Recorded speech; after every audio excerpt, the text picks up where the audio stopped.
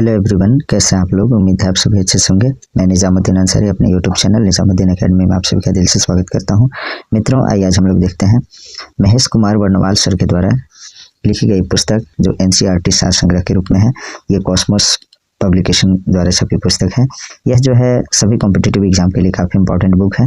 तो इसमें जो है हम लोग साइंस का जो है सीरीज फिजिक्स का स्टार्ट किए हैं और उसका प्लेलिस्ट बना है। जो लोग उसको नहीं देखे हैं, आप लोग जो है प्लेलिस्ट में जा करके सभी वीडियो को अवश्य देखें। और मैं इस बुक को कम्प्लीटली करा दूंगा, धीरे धीरे छोटा छोटा वीडियो प्रोवाइड करा रहा हूँ। उसके बाद जो है सभी वीडियो को एक साथ जोड़ करके जो है मास्टर वीडियो फिजिक्स का, केमिस्ट्री का, बायोलॉजी का अलग अलग और हिस्ट्री, जियोग्राफी सभी का जो है मैं करा दूंगा। इसी कड़ी में जो है आज मैं पर्यावरण एवं पारिस्थितिकी को लाया है। तो पर्यावरण और पारिस्थितिकी के बारे में आज हम लोग देखेंगे। इसमें जो है पहले चैप्टर क्या है, तो पर्यावरण एवं पारिस्थितिकी में जो है देखते हैं इसका जो है इंट्रोडक्शन के रूप में जो दिया है, पहले उसको देख लेते हैं। Environment and ecology. तो इसमें जो है सबसे पहले देखते हैं हम लोग पारिस्थितिकी यानी इकोलॉजी किनके मध्य पारस्परिक संबंधों का अध्ययन है, तो जीव समुदाय और वातावरण के। पारिस्थितिकी यानी इकोलॉजी किनके मध्य पारस्परिक संबंधों का अध्ययन है, तो जीव समुदाय और पर्यावरण के यानी वातावरण के। पर्यावरण के 3 प्रमुख घटक कौन से हैं, तो जैविक संघटक, अजैविक संघटक या भौतिक संघटक तथा ऊर्जा संघटक। देखिए पर्यावरण के 3 प्रमुख घटक कौन से हैं, तो जैविक संघटक, जिसे जैविक संघटक, उसके बाद अजैविक या भौतिक संघटक तथा ऊर्जा संघटक। ऐसे पर्यावरण को हम लोग शॉर्ट में जैव और अजैव से बनी दुनिया को पर्यावरण कहते हैं। तो इसमें जो है ऊर्जा संघटक को भी ऐड कर दिया जाता है। ये स्टैंडर्ड जो है आपका डेफिनेशन हो जाता है इसका। सर्वप्रथम गहन पारिस्थितिकी यानी डीप इकोलॉजी शब्द का प्रयोग किसने किया था, तो अर्नी नेश ने। सर्वप्रथम गहन पारिस्थितिकी यानी डीप इकोलॉजी शब्द का प्रयोग किसने किया था, तो अर्नी नेश ने। घास स्थल, वन तथा मरुस्थल किस पारिस्थितिक तंत्र के उदाहरण है, तो स्थलीय पारिस्थितिक तंत्र के।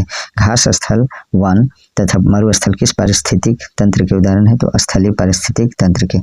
नेक्स्ट देखते हैं एक पद जो केवल जीव द्वारा ग्रहण किए गए स्थान का ही नहीं बल्कि जीवों के समुदाय में उसकी कार्यात्मक भूमिका का भी वर्णन करता है, पारिस्थितिक कर्मता कहलाता है।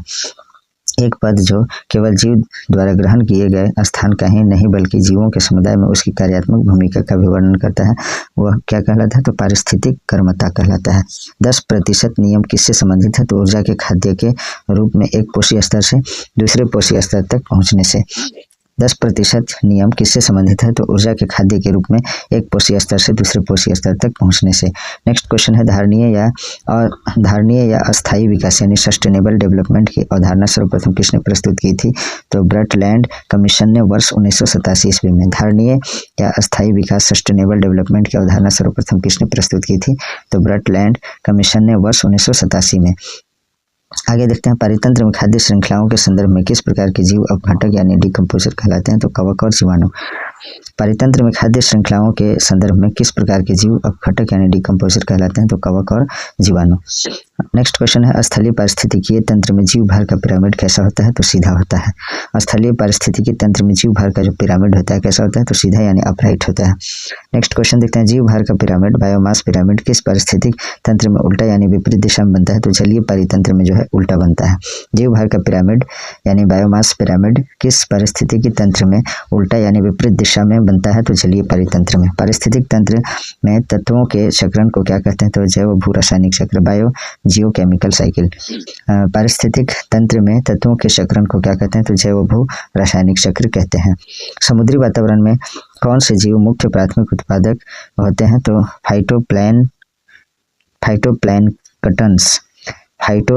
फाइटोप्लैंक्टन्स। यह जो है समुद्री वातावरण में कौन से जीव प्राथमिक उत्पादक होते हैं, तो फाइटोप्लैंक्टन्स। अब जो है नेक्स्ट क्वेश्चन देखते हैं पारितंत्र का गतिक हृदयक किसे कहा जाता है, तो इसका जो आंसर है ऊर्जा प्रवाह व खनिज चक्र को। पारितंत्र का गतिक हृदय किसे कहा जाता है, तो ऊर्जा प्रवाह व खनिज चक्र को। किसी क्षेत्र के सभी जीवधारी तथा वातावरण में उपस्थित अजैव घटक संयुक्त रूप से किसका निर्माण करते हैं, तो पारितंत्र का।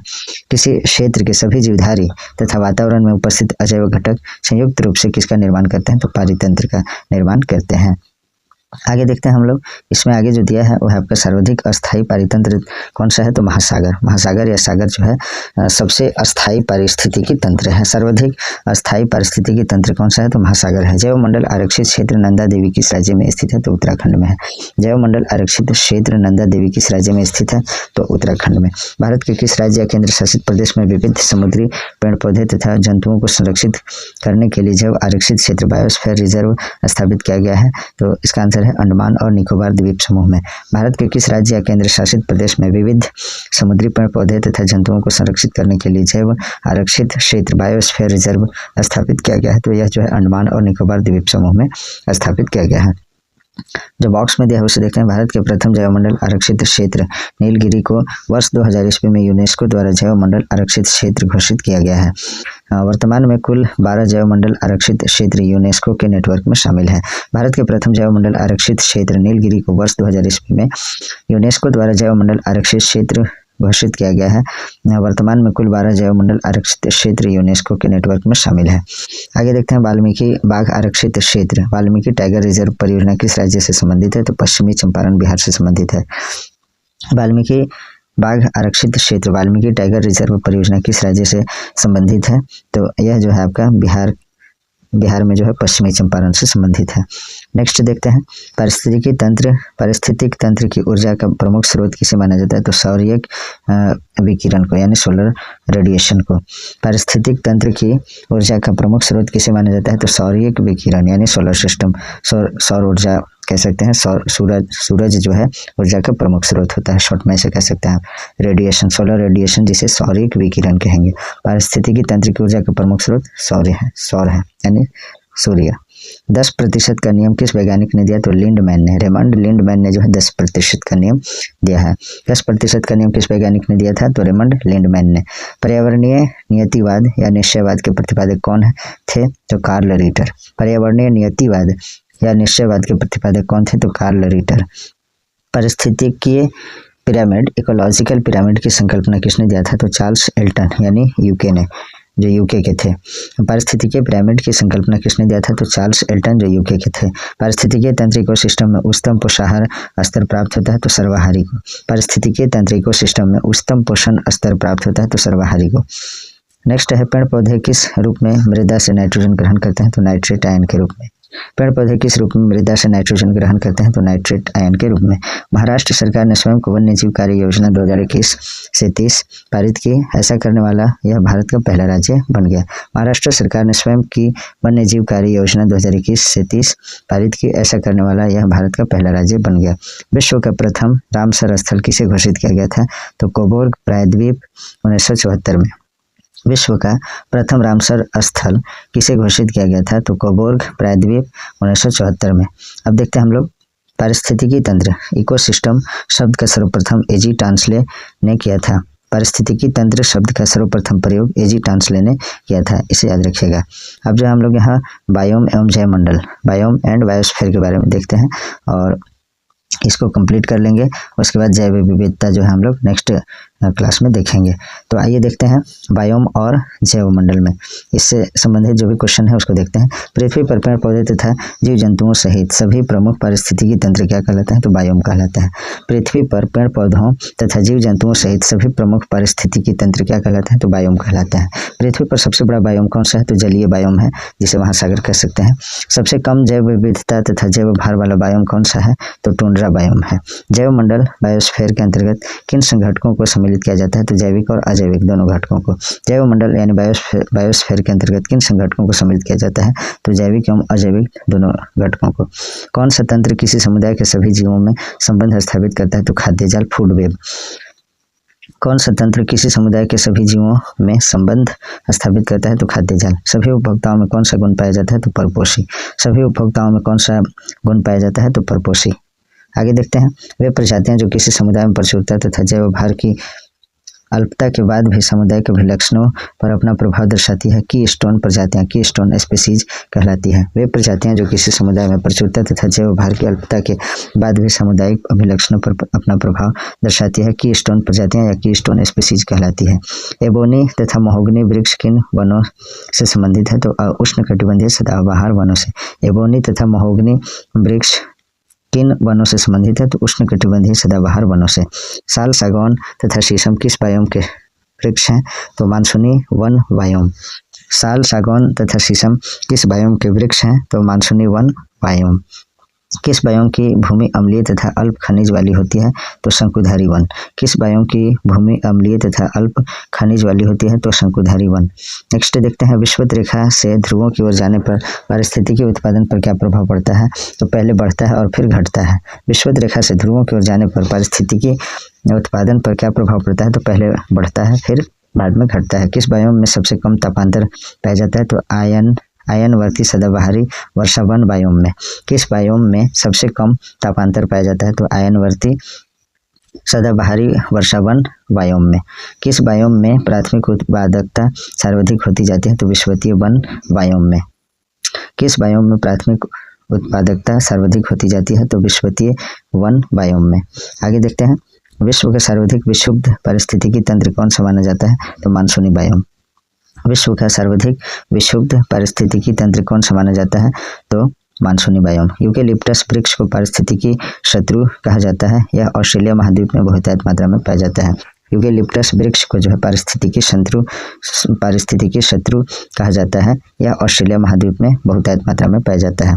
आगे देखते हैं, सागर जल के नीतल यानी तलहटी में रहने वाले जीवों को कौन सी संज्ञा दी जाती है? तो बेंथस। फिर से देखते हैं, सागर जल के नीतल यानी तलहटी में रहने वाले जीवों को कौन सी संज्ञा दी जाती है? तो बेंथेस कहते हैं। रेंडियर किस बायोम का जंतु है? तो टुंड्रा बायोम का। रेंडियर किस बायोम का जंतु है? तो टुंड्रा बायोम का। आगे देखते हैं, भारत में वन सर्वेक्षण विभाग फॉरेस्ट सर्वे डिपार्टमेंट द्वारा कब से वन रिपोर्ट का प्रकाशन किया जा रहा है? तो वर्ष 1987 ईस्वी से। भारत में वन सर्वेक्षण विभाग फॉरेस्ट सर्वे डिपार्टमेंट द्वारा कब से वन रिपोर्ट का प्रकाशन किया जा रहा है? तो वर्ष 1987 ईस्वी से। नेक्स्ट देखते हैं, देहरादून स्थित भारतीय वन सर्वेक्षण संस्थान फॉरेस्ट सर्वे ऑफ इंडिया के द्वारा प्रति 2 वर्षों के अंतराल पर भारत वन स्थिति रिपोर्ट प्रकाशित की जाती है। देहरादून स्थित भारतीय वन सर्वेक्षण संस्थान फॉरेस्ट सर्वे ऑफ इंडिया के द्वारा प्रति 2 वर्ष के अंतराल पर भारत वन स्थिति report India state of forest report प्रकाशित की जाती है। लानोस तथा कैंपोस घास किस बायोम में पाई जाती है? तो उष्णकटिबंधीय घास बायोम। लानोस तथा कैंपोस घास किस बायोम में पाई जाती है? तो उष्णकटिबंधीय घास बायोम में। नेक्स्ट देखते हैं, कौन सी प्रजाति एक बड़े निवास स्थान पर रहती है तथा सामान्यतः प्रवासी होती है? तो अम्ब्रेला प्रजाति। कौन सी प्रजाति एक बड़े निवास स्थान पर रहती है तथा सामान्य प्रवासी होती है? तो अम्ब्रेला प्रजाति। आगे देखते हैं, प्राकृतिक वनस्पति का सर्वाधिक विकसित क्षेत्र कौन सा है? तो इसका आंसर है पतझड़ वन। प्राकृतिक वनस्पति का सर्वाधिक विकसित क्षेत्र कौन सा है? तो पतझड़ वन। अनुकूलतम बायोम की दशाएं किस बायोम में पाई जाती है? तो अयनवर्ती सदाबहारी वर्षावन बायोम में। अनुकूलतम ऑप्टिमम बायोम की दशाएं किस बायोम में पाई जाती है? तो अयनवर्ती सदाबहारी वर्षावन बायोम में। हाथी घास एलिफेंट ग्रास किस बायोम की एक प्रमुख घास है? तो इसका आंसर है सवाना बायोम। हाथी घास यानी एलिफेंट ग्रास किस बायोम की एक प्रमुख घास है? तो सवाना बायोम की। किसी भी बायोम में प्राणियों का जीवन उनकी क्रियाशीलता की तीव्रता तथा उनकी संख्या किस पर निर्भर करती है? तो संरचना सकल बायोमास एवं जातियों के संगठन पर। किसी भी बायोम में प्राणियों का जीवन उनकी क्रियाशीलता की तीव्रता तथा उनकी संख्या किस पर निर्भर करती है? तो संरचना सकल बायोमास एवं जातियों के संगठन पर। विश्व के किस बायोम को प्रमुख अन्न भंडार तथा दुग्ध व्यवसाय का केंद्र कहा जाता है? तो शीतोष्ण घास बायोम को। विश्व के किस बायोम को प्रमुख अन्न भंडार तथा दुग्ध व्यवसाय का केंद्र कहा जाता है? तो शीतोष्ण घास बायोम को। की स्टोन प्रजातियों की स्टोन स्पीसीज का संरक्षण करना आवश्यक है। तो परितंत्र की अन्य प्रजातियों की स्टोन प्रजातियों के प्रति अत्यंत संवेदनशील होती है। की स्टोन प्रजातियों के विलुप्त होने पर अनेक अन्य प्रजातियां भी विलुप्त हो जाती है। की स्टोन प्रजातियों का संरक्षण करना आवश्यक है। क्यों करना आवश्यक है? तो पारितंत्र की जो है अन्य प्रजातियां की स्टोन प्रजातियों के प्रति अत्यंत संवेदनशील होती है। की स्टोन प्रजातियों के विलुप्त होने पर अनेक अन्य प्रजातियां भी विलुप्त हो जाती हैं। पौधों की जाति उनकी संरचना एवं वृद्धि किस पर निर्भर करते हैं? तो पर्यावरण के भौतिक एवं जैविक कारकों के अंतर संबंध पर। पौधों की जाति उनकी संरचना वृद्धि किस पर निर्भर करते हैं? तो पर्यावरण के भौतिक एवं जैविक कारकों के अंतर संबंध पर। पर्णपाती वन जो है किस प्रकार के बायोम में पाए जाते हैं? तो मानसूनी वन बायोम में। पर्णपाती वन किस प्रकार के बायोम में पाए जाते हैं? तो मानसूनी वन बायोम में। दो भिन्न पारिस्थितिक तंत्र के मध्य स्थित संक्रमण मंडल ट्रांजिशन जोन क्या कहलाता है? तो इकोक्लाइन कहलाता है। दो भिन्न पारिस्थितिक तंत्र के मध्य स्थित संक्रमण मंडल क्या कहलाता है? तो इकोक्लाइन कहलाता है। सर्वप्रथम पारिस्थितिक स्तूप की परिकल्पना किसने प्रस्तुत की? तो चार्ल्स एल्टन ने। सर्वप्रथम पारिस्थितिक स्तूप की परिकल्पना किसने प्रस्तुत की थी? तो चार्ल्स एल्टन ने। भारत में किस क्षेत्र को पारिस्थितिक उष्ण स्थल इकोलॉजिकल हॉटस्पॉट की संज्ञा दी जाती है? तो इसका आंसर है पश्चिमी घाट को। ये काफी इंपॉर्टेंट क्वेश्चन है। भारत में किस क्षेत्र को पारिस्थितिक उष्ण स्थल इकोलॉजिकल हॉट स्पॉट की संज्ञा दी जाती है? तो पश्चिमी घाट को। अब जो है इसमें जो लास्ट में नीचे एक सेंटेंस दिया होता है, ये भी काफी इंपॉर्टेंट होता है, इसको देखते हैं। उष्णकटिबंधीय सदाबहार बायोम को पृथ्वी के फेफड़े लंग्स ऑफ अर्थ के नाम से भी जाना जाता है। उष्णकटिबंधीय सदाबहार बायोम को पृथ्वी के फेफड़े लंग्स ऑफ अर्थ के नाम से भी जाना जाता है। जैव विविधता के बारे में जो है अगले वीडियो में देखेंगे। Please like, comment, share and subscribe our YouTube channel. Thanks for watching.